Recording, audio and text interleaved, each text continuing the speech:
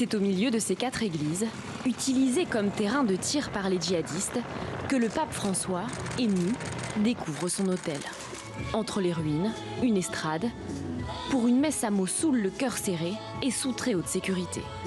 Gardes et barrages sont partout aux alentours. Des djihadistes se cachent encore dans la province.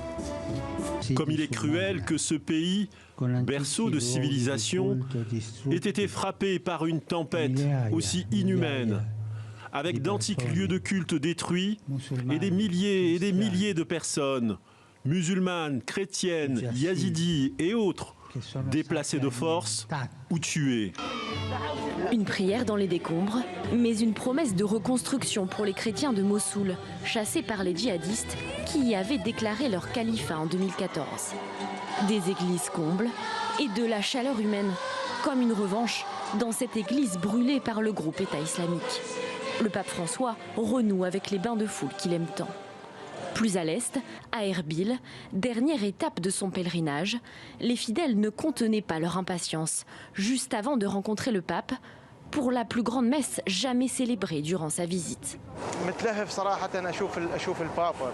J'ai hâte de voir le pape. Avec ma famille, nous sommes tous impatients ce matin. Nous n'avons pas dormi cette nuit. Nous voulons juste nous rendre au stade pour voir le pape François. Et si Dieu le veut, cette visite sera une bonne chose pour tous les Irakiens, sans distinction, qu'ils soient musulmans, chrétiens ou d'autres communautés.